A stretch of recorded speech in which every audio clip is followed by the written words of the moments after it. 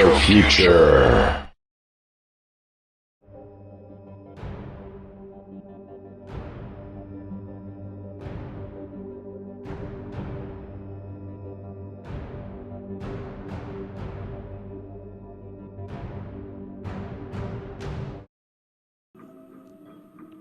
Greetings, fellow associates.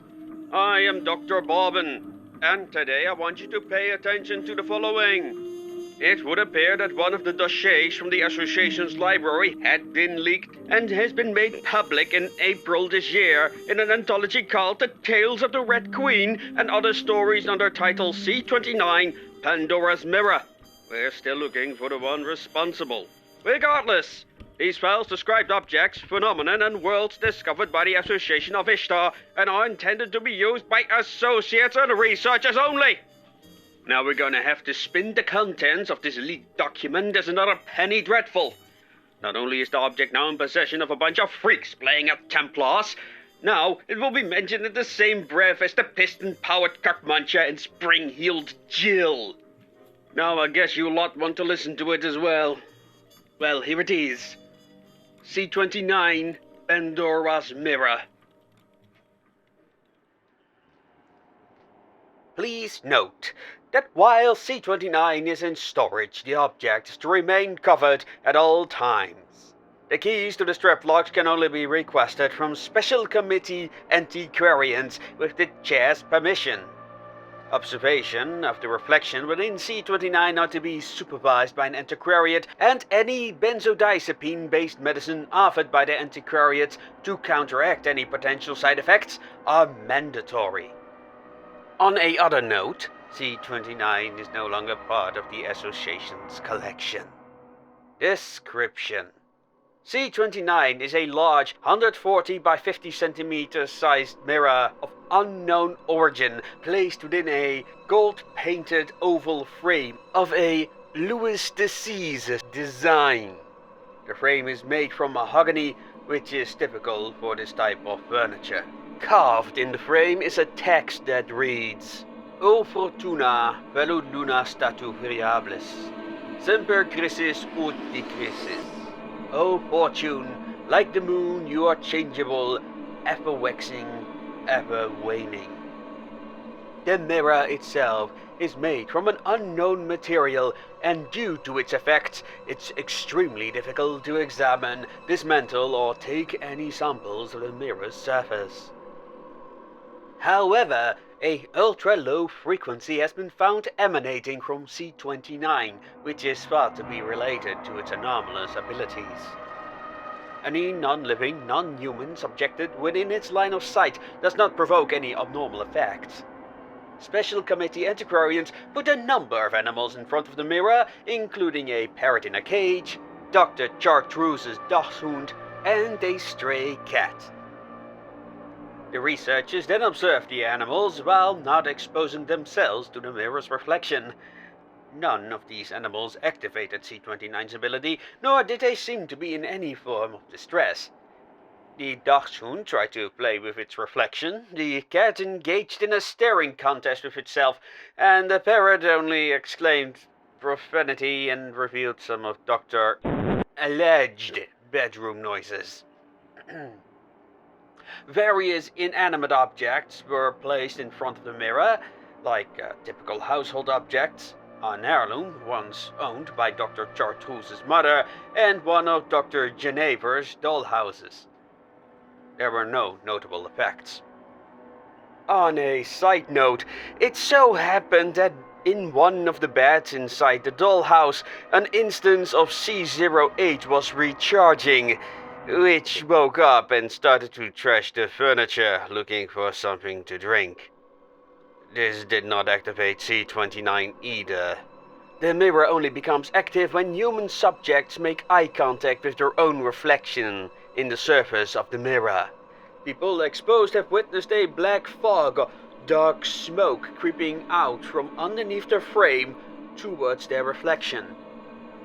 At this point, most witnesses started to feel unwell or terrified as the fog congealed with their reflections, blurring the image.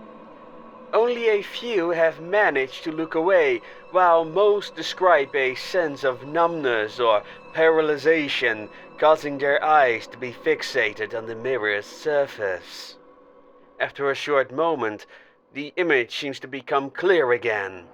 This final phase of the transformation has been compared to something that emerges from dirty water, after which their own reflections changes into a different version of themselves.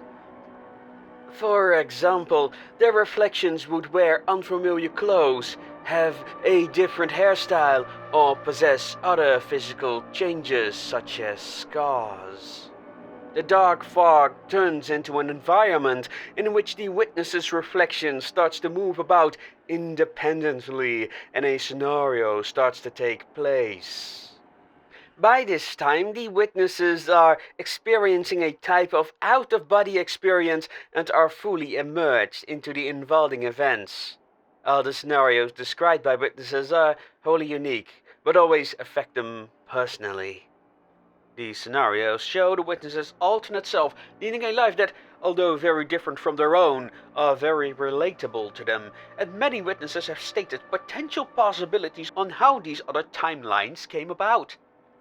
For example, witnesses have stated seeing deceased relatives or loved ones alive once again, or how these could have affected their lives in a major way.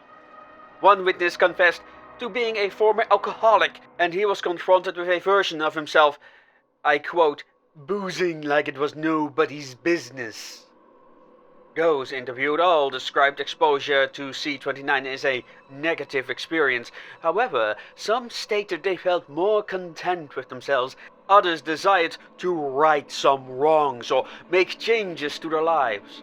About half of the subjects showed signs of depression during the interview and made cynical statements bordering on nihilism. For example, mentions like, no matter what they did or how many lives they would always fail or end up miserable. Whether these emotional outcomes are intended or side effects can only be speculated upon. What follows is a personal note by Dr. Benedictine. At this point, the purpose and origin of C-29 remain unknown. It is my personal theory, C-29 actually shows alternate versions of these individuals who peer into the mirror. The ultra-low frequency emitted by C-29 is potential evidence of that. We know for a fact that alternate versions of individuals exist. If my hypothesis is correct, it might mean we are connected somehow with versions of ourselves in the multiverse. If that's the case, C-29 might have a practical value we are just not aware of. Or maybe it's just a result of a weird science experiment. In case I'm wrong, we may have a mirror that can read our minds and visualize our insecurities and desires. I don't know which of these two explanations makes more sense. The only way to confirm my hypothesis is by finding one of these people that appeared in the mirror's surface. Dr. Benedictine. History. The existence of C-29 was first recorded in Switzerland when authorities were alarmed by a number of suicides in the wake of a traveling carnival in 1861. Interviews with people from these affected communities revealed they were other individuals who either left town or became depressed and made radical changes to their lifestyle. Some of these individuals were tracked by the cantonal police force who revealed the existence of C-29. The Federal Crime Police suppressed the news and the association was contacted. By the time Associate 178 and 201 arrived at the fair to investigate the suspect's sideshow, named Pandora's Mirror, it was already too late. It turned out that the cart belonging to the owner of the mirror, Mr. Schweizer, had been ransacked by an alleged cult. The federal police used this as an excuse to take Mr. Schweizer to a local police station for questioning. According to Mr. Schweizer's statement, a group of monkish individuals visited Pandora's Mirror the day prior. These individuals were clearly members of a religious order, but no one could identify their robes. One of them paid for admittance to look into the mirror, which seemed out of character for a friar. This particular individual was also taller than most men, and had his face completely covered by a blue-greyish cloth that didn't even have eye holes. He went inside and came out a moment later, seemingly unaffected, which Mr. Schweitzer found remarkable. Then he left without comment, as did the other monks. The next morning, just before sunrise, Mr. Schweitzer woke up as he heard somebody force the lock on the door to his cart. Mr. Schweitzer, according to his own statement, pulled a gun on them, but the large, faceless monk of the day before came at him, took his weapon, and lifted him up by the throat with one arm, nearly suffocating the proprietor. Meanwhile, the monk wrapped the mirror in cloth, loaded it onto a wagon, and left the scene before anyone realized what was going on. Witnesses claim they saw a suspect wagon heading west, presumably to cross the border to France. This is when the federal police handed the case over to the association.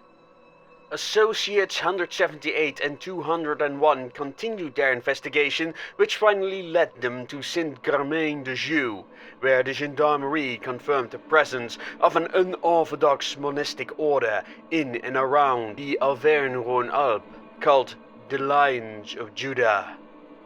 The following segments are highlights from the events that occurred between the 4th and 14th of August 1861, as recorded in the Journal of Associate 178.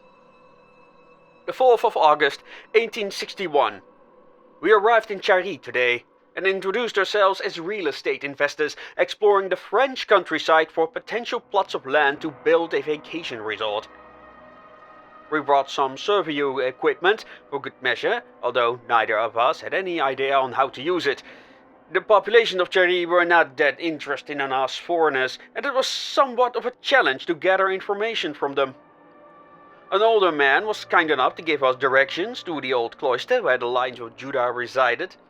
However, when we asked about its occupiers, he acted suspiciously and simply replied with, "They're just some monks." August 5th. As not to stir up trouble, we remained in town today and visited the Sunday Mass. Now, I am not a God-fearing man and was raised a Calvinist, so I tried to get accustomed with Catholic customs by book learning, but no literature could have prepared me for the sermon we were about to witness. Now, I am quite certain the rifts have been brought up by well-intending priests in the past, but when we realized the central topic of the preacher's monologue was actually on the topic of rifts, we became increasingly uncomfortable, and neither of us could really shake the feeling it was our presence that has roused the subject. But to our surprise, his flock didn't seem all that bothered by the topic, and I noticed head nodding in agreement when the priest proclaimed that these portals could lead the faithful to either heaven or hell. If he was just speaking metaphorically, I could presumably agree with his claims. The part where he lost me was on breaking the 7 seals. Regardless, I was relieved when he announced we would sing the French version of Erstaunliche Gnade.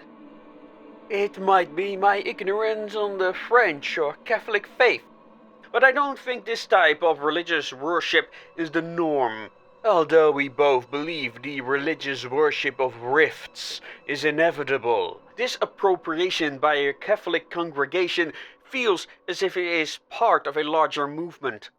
We wonder if this is the influence of the cult. It would explain all the secrecy. August 6th. Today we observed the monastery with a modified periscope from a nearby hill to the west of the complex. The structure is a typical 14th century monastery of its type, with some modifications made over the centuries. The only area that is open to the public is a workshop where friars make spoke wheels, horseshoes, simple tools and farming equipment. In the courtyard they grow herbs, and there is a walled vineyard to the south. Apart from the chapel on the east side of the complex, and its sleeping quarters, it is hard to say anything about the interior layout of the complex. As I observed the convent, my fellow associates stood on watch, map in hand, pretending to operate the measuring equipment. We tried to get here before the occupants of the convent got up at sunrise. Guess we should have gone during winter. Regardless of our bad temper, we witnessed something both remarkable and unsettling.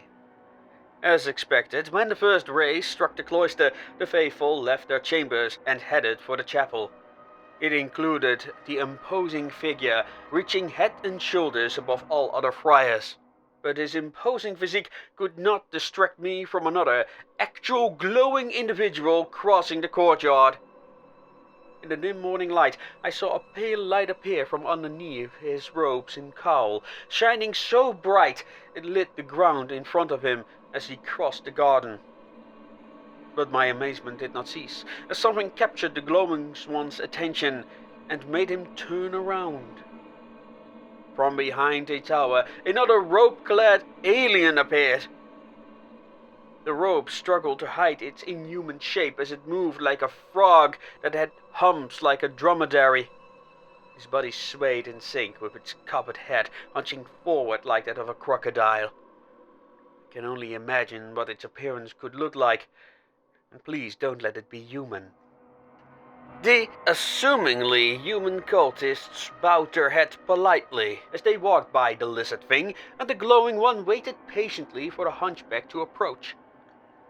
The two engaged in a lengthy conversation when the hunchback stuck out one of its monstrous hands out of its sleeves and revealed its long fingers that sprouted from a withered hand like branches on a long dead tree. They talked for 3 minutes or so before they walked side by side toward the chapel. We saw the three abnormals a couple of times during the day. It seems the glowing one has a separate plant patch where he grows St. Catherine's flowers, but there are no remarkable event sightings for the rest of the day. August 7th. At sunset we spotted a caravan at the gate of the cloister. A significant number of cultists were about to leave for what seemed to be an extended period, based on the provisions being loaded onto the wagons. Some members even carried large daggers or blades. At dawn, a column of 4 carts left, leaving a small portion of the community behind. August 8th. After long deliberation, we decided to explore the interior of the cloister while the majority of the community is away. When requesting reinforcements to infiltrate the building, Associate 201 will follow the caravan and report back through wireless radio. I'm not gonna lie, I feel out of my depth here. I'm an investigative journalist, not a secret agent. This whole affair is starting to feel like a penny dreadful. These wireless devices, for example, seem to come out of some futuristic delirium. I'm wondering what the world will look like if this technology becomes public. August 12th. Associate 12, 49 and 145 finally arrived. 12 took command right away. I guess I can't really blame the military man. I explained the situation to him and we agreed it might be best to start the infiltration during the evening mass when the cult members are occupied. As the evening mass began, around 8 p.m., just after the cult gathered in the main chapel, Associate 49 snuck in. An hour later, 49 reported she explored most of the living quarters, stables, and supply rooms. The only thing of note was a gymnasium that the friars used for practicing martial arts, and an armory mostly containing obsolete but well-maintained firearms, ammunitions, and medieval weaponry. But a significant number of weapons were missing from the lockers. Unfortunately, there was no sign of C-29 or other artifacts, so 49 decided to approach the chapel. 12 allowed this. 8 p.m. 34. A few minutes after 49 reported in, an alarm bell was rung within the cloister. 12 told us to pack our gear onto the horses and wait for 49 to meet us. 8 p.m. 44. After 10 minutes, still no sign of 49. 12 is getting restless as 2 armed friars came to stand in front of the gate. A few minutes later, 3 other cultists left the gate and started searching the area. We assume they are looking for 49, but 12 believed something went horribly wrong. He couldn't finish vocalizing his thoughts until our transporter started to make noise as if someone was fiddling at the other end of the signal. That is when 12 decided to go in and save 49. I protested that I had no combat experience apart from shooting rabbits, but 12 ignored my complaints and simply told me to watch their backs as they went in. Both 12 and 135 mounted their horses and charged in like bloody dragoons. My companions took out 2 of the 3 scouts with their revolvers. I froze as the last one charged after them like a lunatic. While they took out the guards, as they passed the gate, the last one kept going after them, screaming like a lunatic. One part of my brain analyzed what could happen if I let him be, while the other half struggled with the fact I had to shoot a man to save my comrades. As I aimed my rifle, I kept telling myself I shot smaller game at larger distances. And finally, mortified, I pulled the trigger. After that, I hurried to the gate where my fellows left their horses behind. There were more shots and screams as I took shelter near the gate. There I waited for what seemed an eternity. The vegetation in the courtyard was too high to keep an eye on the chapel door, but I couldn't want to get in the way or stray too far away from the horses. The animals were nervous as hell, and I had my hands full preventing them from pulling their reins free. Fortunately, my fellows came running back. 49 was walking, be it supported by 145. 12 carried a friar, the glowing one, over his shoulder. We mounted our horses and ran off. We heard some shots behind us as we left the cloister. It's probably a good thing they used old weapons. August 13th. The firefight had attracted a lot of attention and the gendarmerie got involved. They searched the convent in the morning and recovered a number of artifacts, including C-29. The cultists were arrested for theft, smuggling, and their illegal weapons. This caused quite a stir within the surrounding communities. Currently, Associate 135 is already on their way to Lyon to negotiate for the release of the artifacts into association custody. And 12 mentioned both the glowing one and C-29 will be shipped across the channel so nobody can come after them. Associate 39 is shaken, but not disturbed. The glowing one is still in our custody, annoyed but compliant. But meanwhile we have not heard back from Associate 201 yet, and I'm starting to get nervous. As for why the Lions for Judah wanted C-29, according to 49, the Lions used it in its initiation ritual to see if new members were pious enough by exposing them to their reflections. I guess it is similar to a shaman consuming hallucinogens to go on spirit quests and the like. Well, it has been one hell of a trip. Aftermath. C-29 was shipped across the channel. Once delivered, the association conducted a small number of experiments as time was cut short due to a change in circumstances. After Incident S-78, various items of interest were exchanged with the cult after truce negotiations, which included the release of Associate 201 from their custody. The cult's argument was that the artifact is vital to their initiation ceremonies that prepare novices for the battle to come. Dr. Chartreuse responded to this exchange in a letter. This is outrageous. C-29 is one of the most valuable research assets we have. If our suspicions are correct, we might develop ways to observe other planes without having to traverse any portals. We might even discover how all realities are connected. I insist the chair reconsiders handing it over to a sect of superstitious zealots who stole the very thing in the first place. Not to mention they're violent. I urge you not to give in to their threats and let us continue our research. Sincerely, Dr. Chartreuse. The following segment is a transcript of an interview, C-29-24B. The interviewer is of the Swiss Federal Police Force, interviewed Mr. Schweizer. So, Mr. Schweizer, could you please tell me again what happened on April 9th? Oh, please. I already told 2 of your colleagues. How hard can it possibly be to find some monks? Then, tell us again. You dare? I will not be spoken to in that way. I'm the victim here. First, we'll talk about your victims, Mr. Schweizer. 14 confirmed suicides, 20 disappearances, not to mention the condition of the survivors. I had nothing to do with that. They really assume I'm murdering my customers. Listen, you. Something changed inside those people within a very similar time frame after visiting your sideshow. What did you call it? Pandora's mirror? Why did you name it that way anyway? This is preposterous. I will not suffer this type of abuse. 3 weeks ago, a single mother of 2 was dragged lifeless from the Rhone. A day after she visited your show. You want me to tell you about the other 13? Pure conjecture. But fine.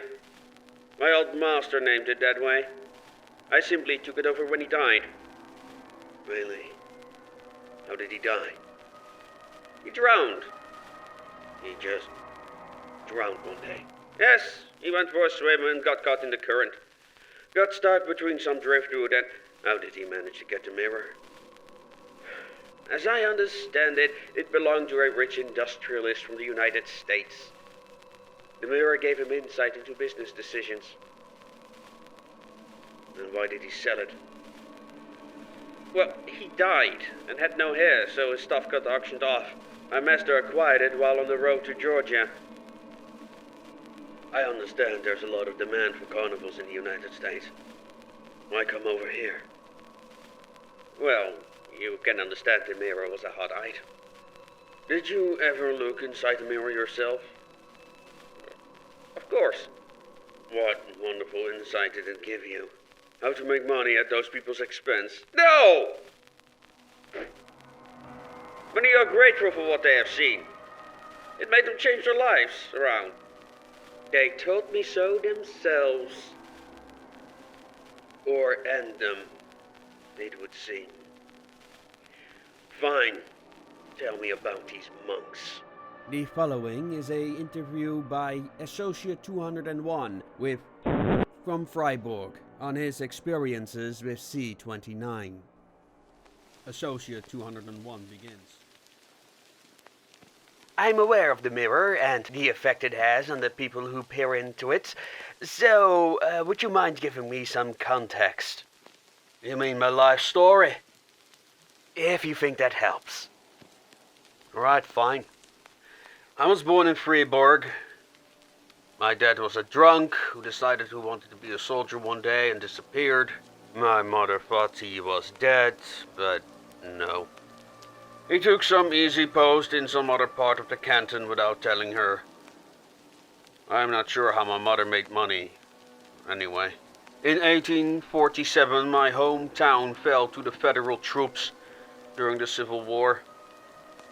We were promised that the occupiers would leave us alone, but they lied.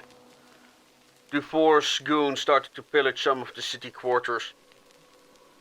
Many fled toward the city hall for safety, but the city council assumed it was an uprising and sent in the cavalry to disperse the crowd.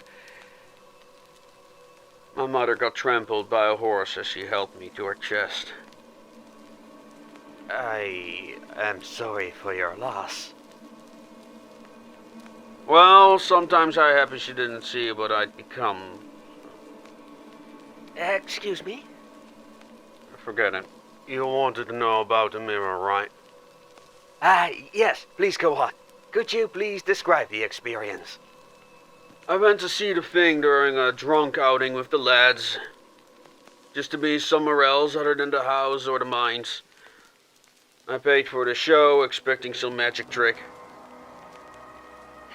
It was so weird. First it was just me and my reflection, but then the stall lighting started to become dim and the mirror had this weird darkness about it. Like, at first, the mirror seemed to shrink and look more distant. Felt like I started to fall. Then the whole thing went black. My vision became blurred, I lost feeling in my body, I couldn't make sense of what was happening. And then the light came back. I saw me, but differently. It was like I was floating in and out of place. A nice living room. I saw myself there. But it wasn't you, was it? Nah. I sure don't dress that fancy. It wasn't me. And it could have been. My father was still there with my mum. Fucking happy family. Their grandchildren. A grocery store with my family's name on it and everything. The kind of life I would have wanted. I guess. Never thought about it. I'm a miner now. My first day going into the mines was like, well, welcome to the first day of the rest of your life. Now just feel like maybe I would be great to pass on to the children, but how can I do such a thing, right? Looking back at the mirror, it feels like it's mocking me. Like waking up from a nightmare. Now I feel nothing but doubt and guilt. Like I should be doing better. Should be doing better for my family. I don't know if I hate that mirror more than I hate myself. What happened after you saw that image? It showed me something else. Before I go on, you have to understand. After my mother's death, I was put in an orphanage. I could have stayed there, but one day my dad decided he wanted me back. I didn't even know who he was. He took me to Bern, where he left me in the hands of some trollop he fancied while he was out soldiering. She was just as useless as he was, and he only saw me as a burden. I think she was relieved when I decided I didn't want to come home one night. I fell in with a bad crowd.